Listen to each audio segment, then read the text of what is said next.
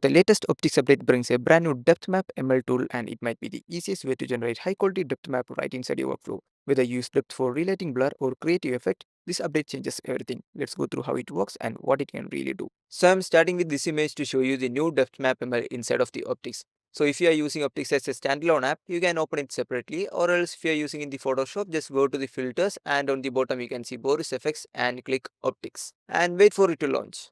And inside the optics on the right side you can see the layer panel, and on the top of that you can see an option called to add mask. And inside the add mask you can see two new options, the depth map ML and the face ML.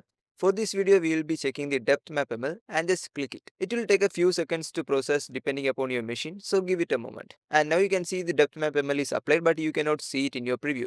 So in order to see that, you can either press M on your keyboard, or you can just go to this option and click view mask. And now you can see 2 points on your preview, one for defining the nearest part and one for defining the furthest part in your image. You can tweak both of these pointers as per your need and define the depth as you want. So I'm just going to put the nearest one here and the furthest one here. If you want to take a look at your original image, just press M and select the furthest point in your image view. After that, press M and you can clearly define it. And you can see your various options on the top panel. This is to invert the mask if you want to add something behind your subject.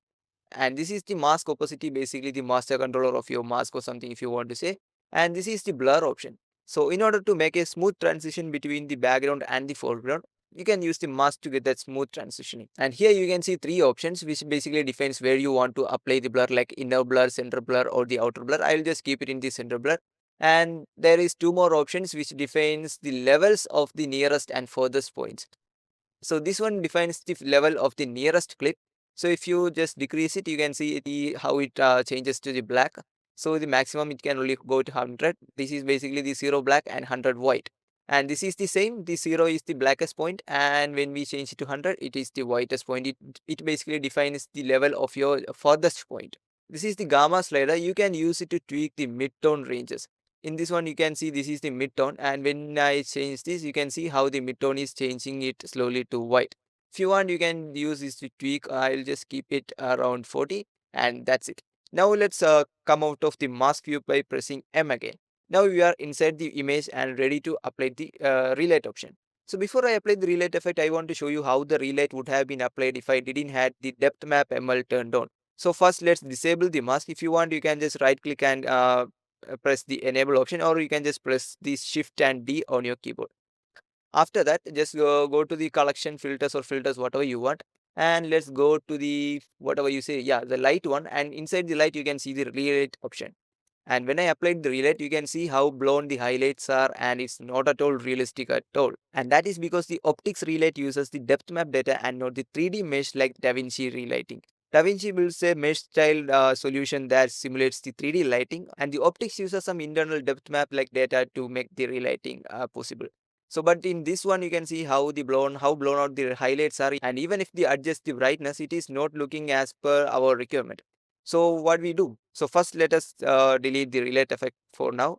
Let's enable the mask, and now let's add the relight one more time. Let's search for the relight and just click it and apply it. Now let's come to our layer panel. You can see the mask is turned on. Let's turn the brightness to somewhat around 43. Let's adjust it as per our need. You can see in this image the light source is coming from this side. So let's assume we want to add a little bit of the highlights in our character's face.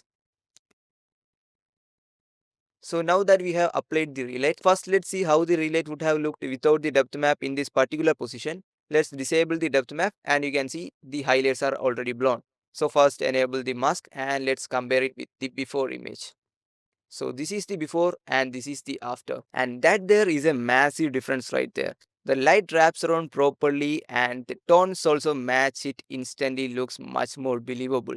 And it's not just relight. With a clean depth map, you can separate the foreground and background for its perfect color grading also. Let me show you. Let's turn off the compare mode.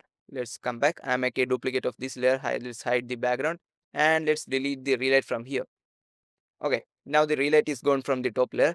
I will just apply a different one like the curve adjustment layer. Imagine I want to make the background a little bit darker. Okay, first I will disable the mask. I just want to make the background a little bit darker. And now you can see our entire image is now darker. But what if I only want to make the background darker? That's where the depth map come into clutch. Let's enable the depth map again. And you can see currently what is being affected. Currently only our foreground is affected, right? So let's go to the mask, and on the top right here, you can see an invert option.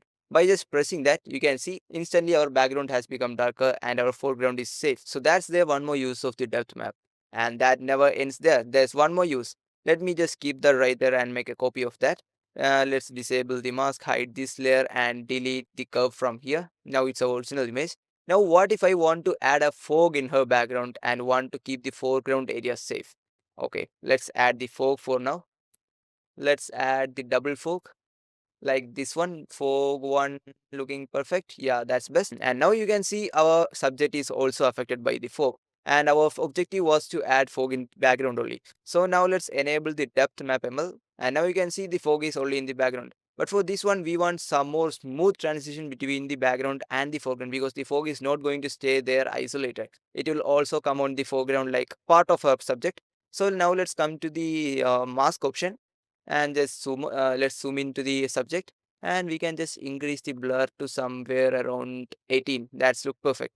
Now let's come out of the mask view, and now you can see the fog is blending well with the background and also interacting with the foreground without affecting the subject. That's what we wanted. Now let's compare the before and after. Let's come to this. This is the before, this is the after. Let's go to the AB comparison, and you can clearly see this is the after and this is the before. So now let me show you a different example. Let's imagine she is lying near a window and the light is coming from this area and the window shadow is falling on her face. So in order to achieve that, let's first add the depth mask ML, and let's go to the mask view and define the map. Well, wait a second. Yeah. And now that we have defined the depth, let's come out of the mask view and press the layer.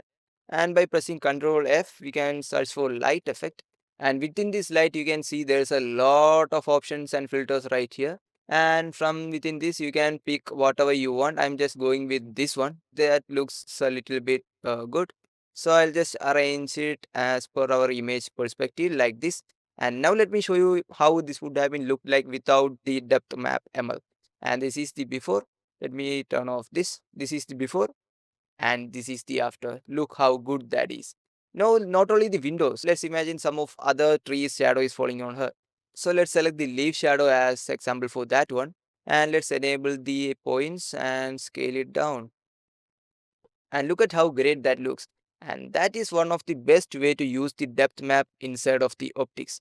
You can see this is our depth map for this image. You can always tweak the depth map even after you have set everything. You can use the anchor point to tweak the depth map whenever you want. And the depth map ML is not only the thing that came with the new update, but also there are various other options like the face ML and also the upres ML that just basically upscales your image to the best clarity without affecting the details, and various other things that we'll cover in the next video. So hope that is clear for you and all of the details regarding the depth map ML. And if you're planning to buy the optics, I have left a link in the description and you'll get a flat 15% off if you use the link to purchase the plugin. And since it's a Black Friday, there's also a 25% off discount running on everything in the BorisFX websites right now. So if you're planning to buy any of the BorisFX products, this is the right time to do it. And that's everything for today, guys. And if you find the video useful, please make sure to drop a like and don't forget to subscribe the channel. See you in the next video. Until then, have a creative day, guys.